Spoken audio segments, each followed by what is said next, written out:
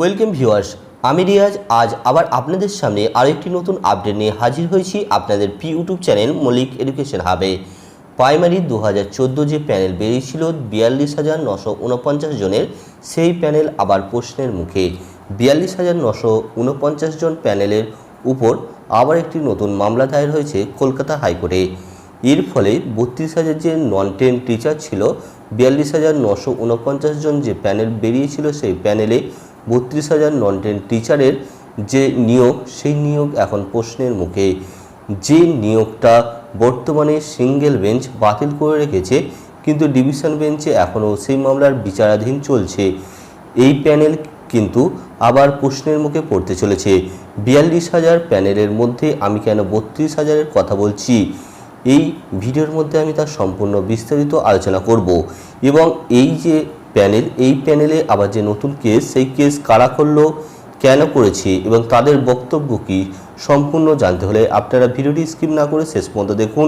এবং যারা আমার চ্যানেলে নতুন এবং এখনও চ্যানেলটি সাবস্ক্রাইব করেনি, তাদের বলবো অবশ্যই চ্যানেলটি সাবস্ক্রাইব করে পাশে থাকবেন এবং পাশে থাকা বেল আইকনে ক্লিক করে অল অপশনে ক্লিক করে নেবেন এই ধরনের নতুন নতুন আপডেট সবার আগে পাওয়ার জন্য।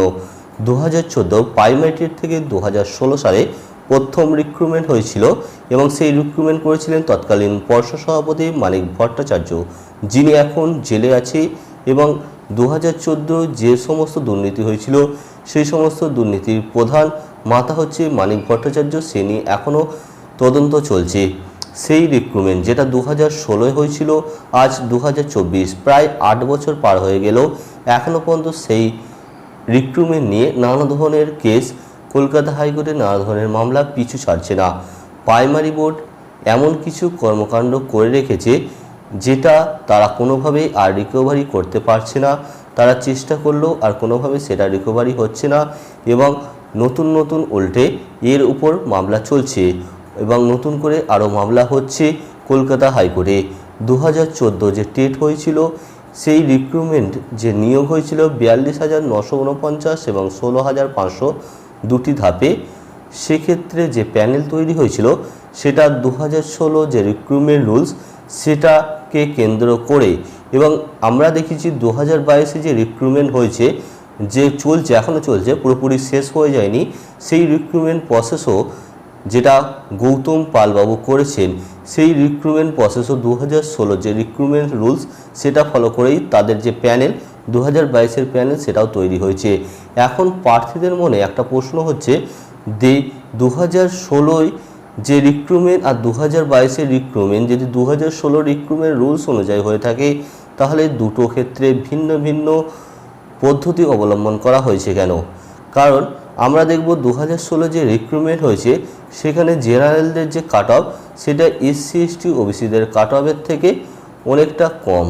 কিন্তু 2022-এর যে রিক্রুটমেন্ট হয়েছে, সেখানে অত্যন্ত স্বচ্ছভাবে যে প্যানেল প্রকাশ করেছে গৌতম পালবাবু, সেখানে জেনারেলদের যেমন কাট অফ থাকা দরকার, সেরকম কাট অফ হয় এবং এসসি এসটি ওবিসিদের কাট অফ তুলনামূলকভাবে কম, যেমনভাবে রিক্রুটমেন্ট রুলস অনুযায়ী হওয়ার কথা। এবং যে সমস্ত রিজার্ভ প্রার্থীরা রয়ে গেছে, তারা অন্যান্য ক্ষেত্রে তাদের সেটা ডিস্ট্রিবিউট করে দিয়েছে। কিন্তু 2016 যে রিক্রুটমেন্ট, সেখানে দেখা গেছে যে জেনারেলদের কাট অফ অনেক ক্ষেত্রে 10-11 নেমে গেছে, অর্থাৎ জেনারেলদের কাট অফ এসসি এসটি ওবিসির থেকে কম। এবং যেখানে 2016 যে রিক্রুটমেন্ট হয়েছিল, সেখানে এসসিকে এসসিতেই রেখে দিয়েছে, ওবিসিকে ওবিসিতেই রেখে দিয়েছে, অর্থাৎ কোনোভাবে যে রিজার্ভ প্রার্থীরা, সেটা আর কোনোভাবে অন্য অন্য জেনারেল বা অন্যান্য শিডিউল কাস্ট বলো, শিডিউল ট্রাইব বলো, অন্যান্য ক্ষেত্রে সেটা ডিস্ট্রিবিউট হয়নি। এই জন্যই এই যে নিয়োগ 2016 সালে সেই রিক্রুটমেন্ট প্যানেল, সেটা এখন প্রশ্নের মুখে পড়তে চলেছে।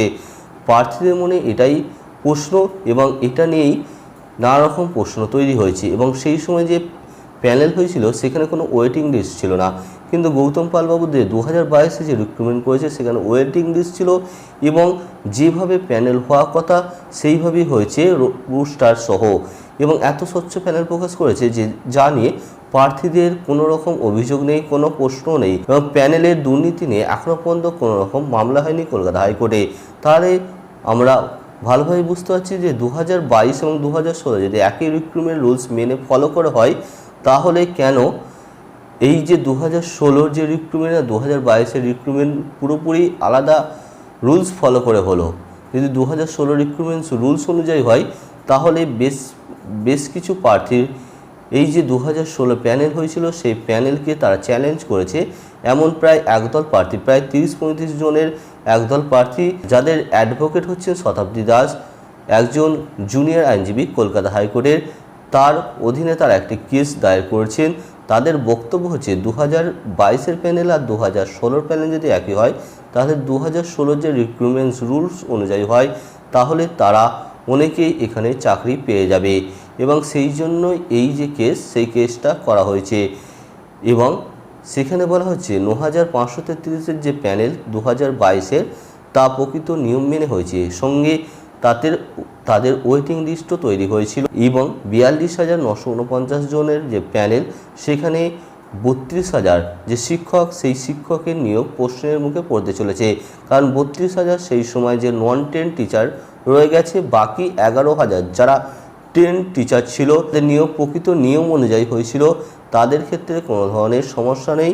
তারা রিক্রুটমেন্ট যে রুল সেই নিয়ম অনুযায়ী তাদের হয়েছে। কিন্তু যাদের কোনো রকম ট্রেনিং করা ছিল না সেই সমস্ত 32,000 শিক্ষকের নিয়োগ এখন প্রশ্নের মুখে। কি হতে চলেছে পরবর্তী সময়ে কলকাতা হাইকোর্টে এই কেসে নিয়ে, এই কেসের রায় কী হয় সেটা সকলের নজর থাকবে।